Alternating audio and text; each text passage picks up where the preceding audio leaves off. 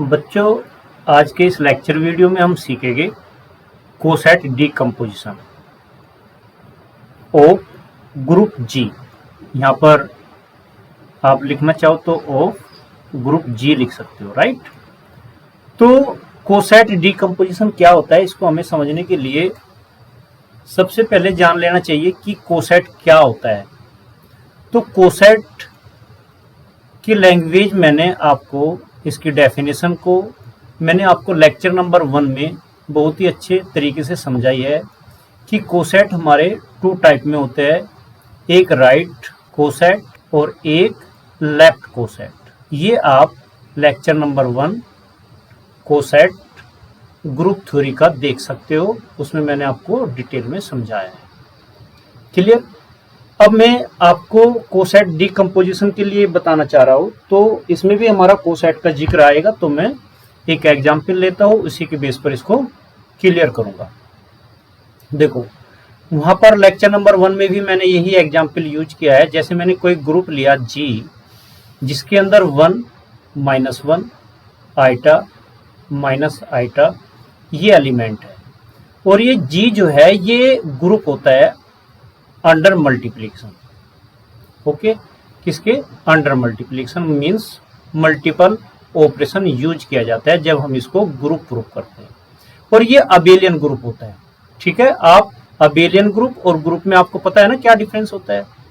Abelian group 5 condition को satisfy करता है और ग्रुप 4 कंडीशन को सेटिस्फाई करता है, ये आप अच्छी तरह जानते हो। चलिए हम आगे बढ़ते हैं। हमने इसमें से एक सब ग्रुप निकाला, H = 1 - 1, ये सब ग्रुप हमने लिया। ये भी अंडर मल्टीप्लिकेशन होगा, क्योंकि ग्रुप अगर अंडर मल्टीप्लिकेशन ग्रुप की प्रॉपर्टी को सेटिस्फाई कर रहा है, तो H जो सब ग्रुप है वो अंडर मल्टीप्लिकेशन की तहत ही ग्रुप की प्रॉपर्टी को सेटिस्फाई करते हैं। अब बेटे यहां पर हमने कोसेट को जो समझाया था वो आप लेक्चर नंबर 1 से पूरा समझ सकते हो। यहाँ पर मैं आपको स्टेप कोसेट डीकम्पोजिशन के लिए बताना चाहता हूँ। देखो बेटे, यहाँ पर हमने H को 1 और -1 आइटा और माइनस आइटा से कंटिन्यू प्रोडक्ट करना है। कैसे? जैसे हमने पहले 1 से मल्टीपल किया, H1 ऐसे लिखा। इसका मतलब ये होता है इस 1 को हमने H के राइट में रखा है, तो ये जो हमारा कहलाएगा ये राइट कोसेट कहलाता है। जो भी रिजल्ट हमारा बन के आता है उसको हम क्या कहते हैं? Right coset. ये समझ लो, जब हम H को किसी एलिमेंट G के मल्टीपल करते हैं तो जो रिजल्ट हमें मिलता है वो राइट कोसेट बनता है। वो क्या बनेगा? देखो, इस 1 को इस 1 से मल्टीपल करो, यहाँ पर 1 × 1, ये जो 1 है ये राइट में ही रखा, फिर कोमा -1 H, क्योंकि H हमारा कहाँ पर लेफ्ट में रखा हुआ है, 1 राइट में प्रोडक्ट होना है, तो हमने 1 से राइट में ही प्रोडक्ट किया, तो ये हमारा बन के क्या आया? 1 और -1। क्लियर। अब हमने H को -1 से प्रोडक्ट किया, राइट। इस 1 को हमने H के राइट में ही लिया है, तो ये फिर से हम राइट कोसेट ही बनाने जा रहे हैं। मैं आपको राइट कोसेट डीकम्पोजिशन समझा दूंगा। सेम प्रोसीजर हम लेफ्ट कोसेट डीकम्पोजिशन पर फॉलो करते हैं। यहाँ पर हमें मिला 1 × -1, कोमा -1 × -1। देखो, ये राइट में है H के, तो यहाँ पर इस H के हर एक एलिमेंट में हम -1 से जो मल्टीपल करेंगे राइट में रखकर करेंगे। देखो, राइट में है, ये राइट में, तो रिजल्ट क्या बना? ये बना -1 1, जिसको आप लिख सकते हो 1, -1। ये ऐसा इसलिए लिखा क्योंकि ऑर्डर में हो गया 1 -1, यहाँ पर भी 1 -1। ओके, तो यहाँ पर हमने एक पॉइंट देखा। क्या पॉइंट देखा? जो G है, G के 2 एलिमेंट 1 और -1 हमने यूज किए अब तक राइट कोसेट बनाने में, और वो हमें जो राइट कोसेट मिलता है वो 1 -1 मिलता है, जो कि सम H के बराबर है। हमने H को देखा तो H में 1 था और 1 से हमने H को मल्टीपल किया तो H ही प्राप्त हुआ। ये क्या है? H ही जैसा है। यहां पर हमने h के ही एलिमेंट -1, क्योंकि देखो -1 g का भी है और h का भी है, तो हम ये अगर कहकर चले कि h के ही एलिमेंट से अगर हमने h को -1 से मल्टीपल किया है तो वो हमें h ही मिलता है।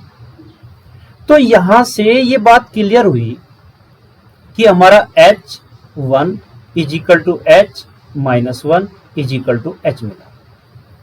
क्लियर। अब हम आगे बढ़ते हैं, h आइटा बनाते हैं।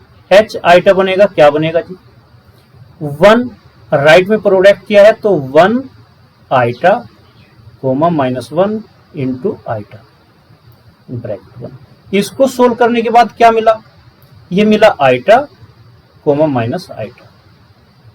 क्लियर। फिर हमने h माइनस आइटा से प्रोडक्ट किया तो यहां पर हमें क्या मिलता है, 1 into minus iota -1 into minus iota, ये हमें बन के आया माइनस आइटा कोमा आइटा। अगर इसको हम ऑर्डर में लिखना चाहे, ये कोई ऑर्डर आइटा माइनस आइटा के ऑर्डर में लिखना ऐसा कुछ नहीं है, ये भी करेक्ट है, लेकिन क्योंकि आपको सिमिलर सेम दिखाई देगा इसलिए मैं ऐसा लिख रहा हूं। ये ध्यान रखना, कभी आप समझो कि सेट को बनाने का कोई ऑर्डर होता है ना, सेट को लिखने का कोई ऑर्डर नहीं होता, ये इक्वल टू ये है दिस, राइट। ठीक है।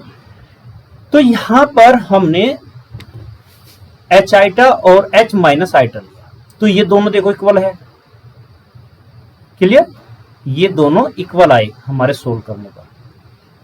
अब देखो बेटे, यहां पर हमने ये भी राइट कोसेट बनाया है, ये भी राइट कोसेट बनाया है, ये भी हमारा राइट कोसेट है, ये भी हमारा राइट कोसेट है। अगर देखा जाए तो इन सभी राइट कोसेटों का अगर हम यूनियन करें,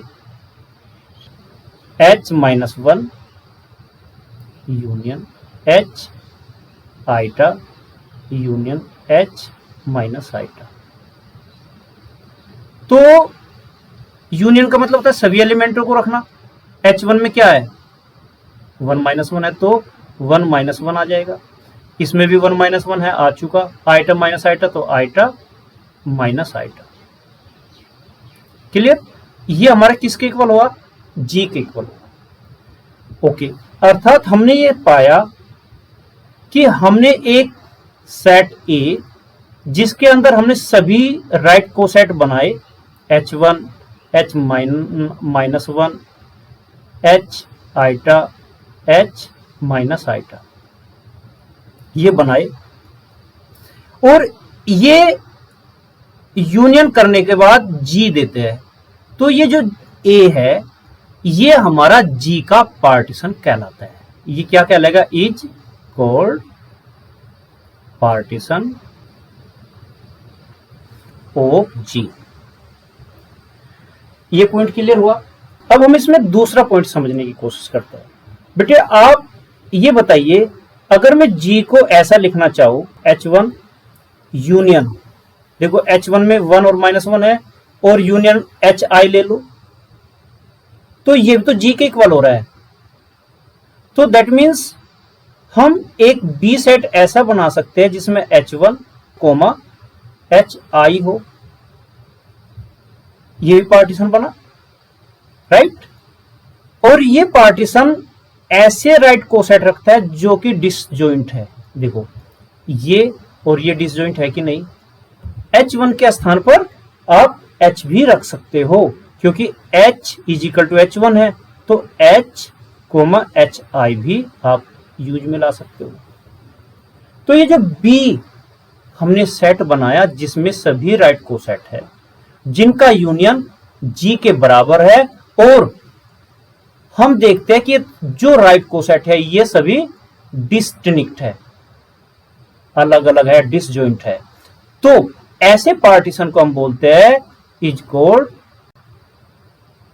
राइट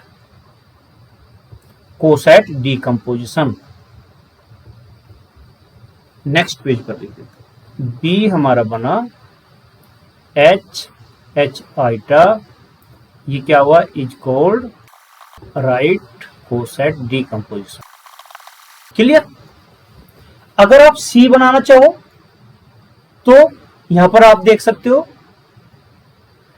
आप अब की बार इसके साथ H1 के साथ या H के साथ H आइटम -1 ले लीजिए, तो आप ये भी बना सकते हो H comma H minus iota. ये भी हमारा क्या कहलाएगा, राइट कोसेट डीकंपोजिशन। राइट, देखो जो पार्टीशन हमने बनाया था जी का पार्टीशन, सभी राइट कोसेटों का सेट हमारा क्या था, पार्टीशन ऑफ जी। राइट, इनमें से अगर हम डिस्टिंक्ट राइट कोसेट ले तो वो हमारा राइट कोसेट डीकंपोजिशन कहलाता है। पॉइंट क्लियर हुआ कि नहीं? मैं समझता हूं बच्चों आपको ये पॉइंट समझ में आया होगा। आप डी भी बना सकते हो, कैसे, H, हाँ लेकिन क्योंकि हमने ये जान चुके H-1 भी हमारे, डी आप बनाओ या मत बनाओ क्योंकि वो इनके ही बराबर आ गया, क्योंकि हम जानते हैं H1 is equal to H-1 और इज इक्वल टू H होता है, तो यहां पर आप कुछ ही रखो। ठीक है, तो इस तरीके से हमारा क्या बन गए, डी और सी जो बने हमारे right coset decomposition find out हमें होते हैं। अब इसमें राइट कोसेट डीकंपोजिशन में हम देखते हैं कि नंबर ऑफ राइट कोसेट कितने हैं, 1 और 2, यहां पर 1 और 2, अर्थात राइट कोसेट डीकंपोजिशन में अगर बात करें कि उसका ऑर्डर कितना है तो हम कहेंगे इसका 2 है। अगर राइट कोसेट डीकंपोजिशन में बात करें कि उसका ऑर्डर कितना है तो 2 है। क्लियर? तो मीन्स ये हुआ कि number of right coset of H in G कितने होंगे, ये अगर हम पता करना चाहे तो कैसे करेंगे। देखो हमने क्या कहा, number of distinct right coset of H in G is equal to हमारा क्या मिला, 2 मिला। ये 2 कैसे आया, अगर हम बात करें, जरा ध्यान देना, यहां पर G का ऑर्डर कितना है, 4 है, और यहां पर H का ऑर्डर कितना है, 2 है। तो इसका मतलब ऐसा कुछ नजर आ रहा है हमको कि 4/2, मतलब हम ये कह सकते हैं कि order of G upon order of H अगर कर दिया जाए तो मैं number of district right coset of H in G मिल जाएगा। इस लैंग्वेज को हम बोलते हैं index of a subgroup H in group G is equal to order of group upon order of subgroup H।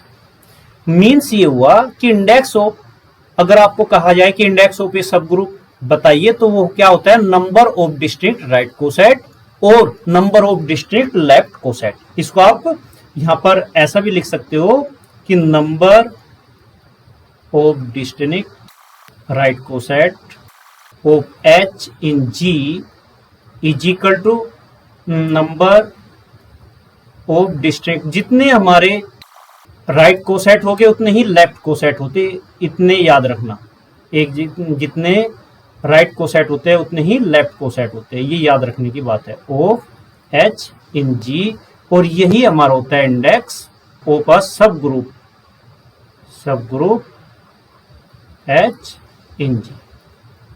Clear? और ये किसके equal है, order of group upon order of सब ग्रुप। क्लियर?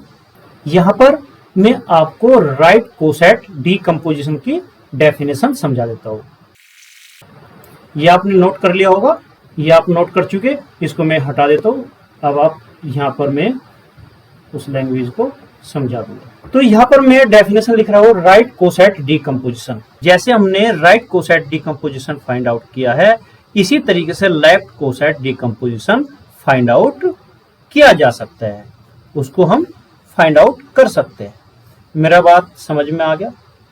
ओके, यहां पर मैं left coset की definition लिख रहा हूं। चलिए राइट कोसेट की लिखूंगा, उसी के बेस पर आप लेफ्ट कोसेट की लिख लेना।